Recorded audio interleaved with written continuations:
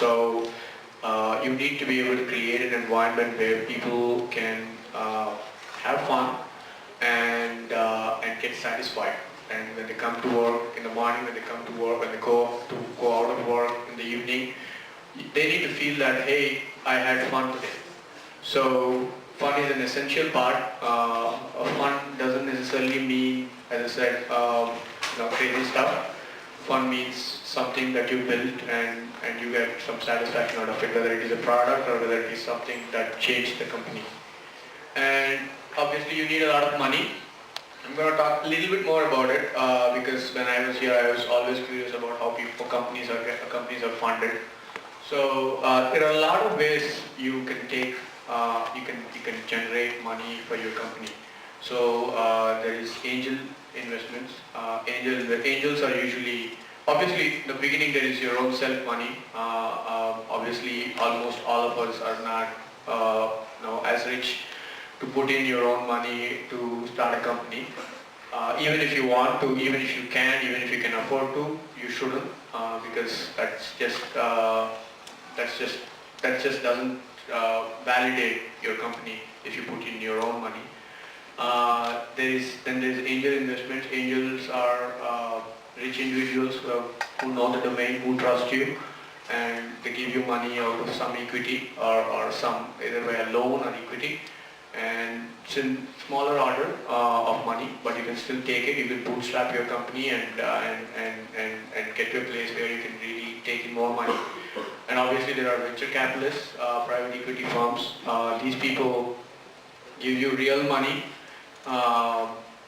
millions of dollars or even more, and they take equity in your company and they come on board, and if you really have a right VC, he'll help you. If you really have a wrong VC, he'll screw you. So it's quite a challenge to find the right VC. But the most important part for an individual, for an entrepreneur is it's very exciting to take money, obviously, right? It's very exciting to have dollars in your account. But you need to understand why you want the money and what you need to understand. And this is what any VC is going to ask you. What are you going to do with my money? And unless you have an answer for that question, you should not raise any money. But once you have that answer, you should be able to raise money pretty easily. So money is not a question. If you have a cool idea, if you have a great team, you can always raise money. These are three things the VC or investor will see in a company. One is the technology or the growth or the potential. Number two is the team. Everything circles around the team. What is the team? Where is the team from? Whether they have experience in this, or whether are they the right people to do it? And number three is if you have built any prototype, that will definitely help to understand the investor to understand what you're going to do. So I'll go a little bit deeper into, from an individual perspective, what it means to be an entrepreneur. So the first thing that, I mean, coming from an IIT again, there's a lot of system built around you. And in the first year when I came in, they were teaching me biotechnology and chemistry, and they were asking me, they were talking about how DNA gets transformed into RNA or some crap like that.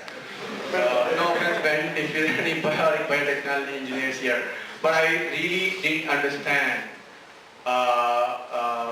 why they were teaching me all that crap. And I was frustrated. I was really frustrated because all I wanted to do, even before I came to college, was to program. All I wanted to do was take my computer and code. And literally I had no idea why I was being taught the same physics, math and chemistry and even biology now. So it took me a while to understand that the system is not designed for an individual. So this IIT system, this education system in general, is designed as a collective environment. So there is a lot of people came around, a lot of good people, a lot of successful people came out of the same system that you're going through right now. So have some trust in it. It is designed in keeping a lot of people in perspective, not just you.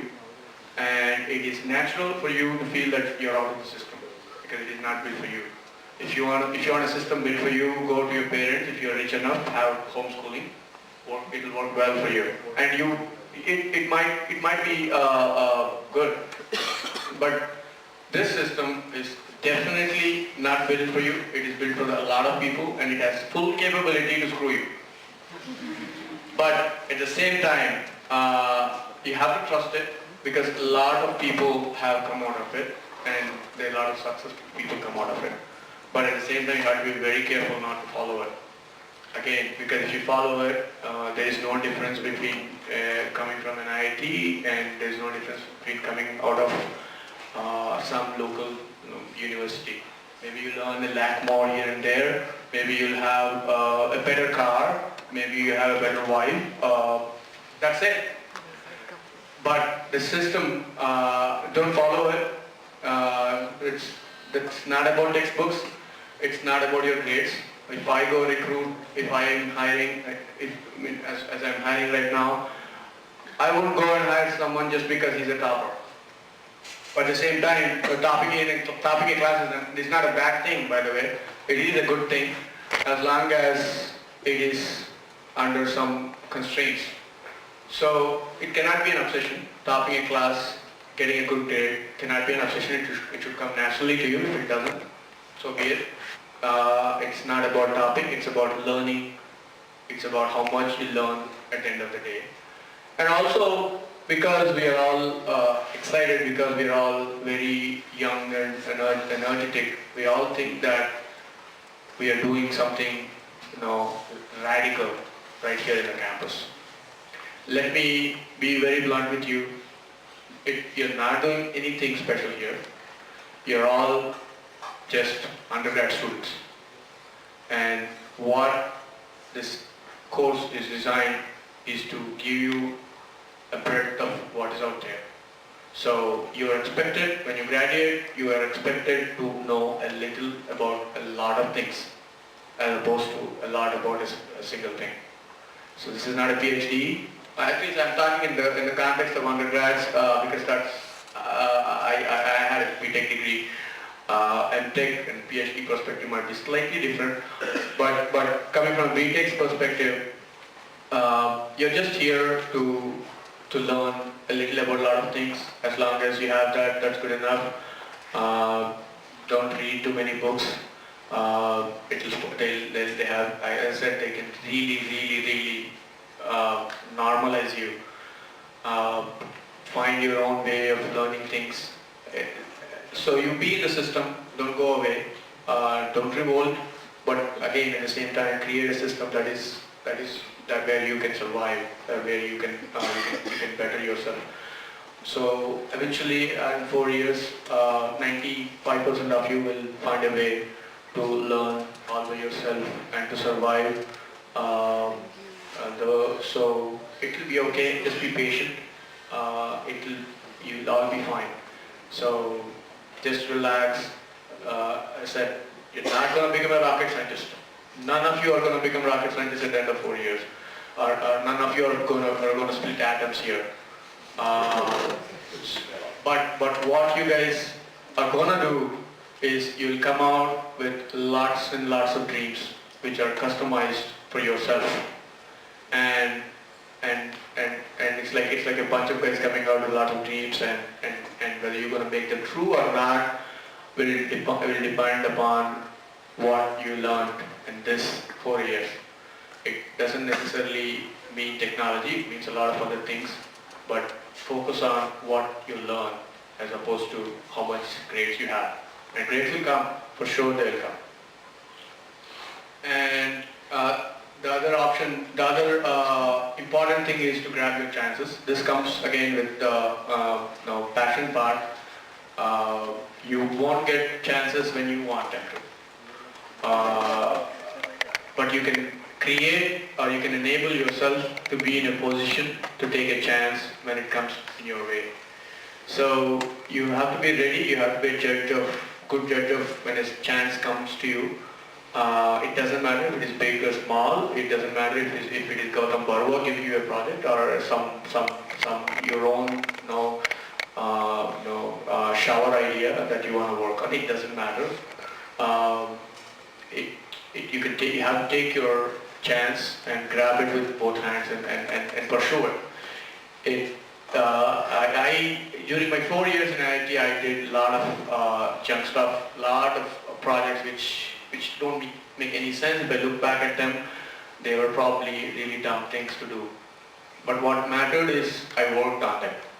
So that's what would matter. That will at least train you guys to channel your energy in a right way.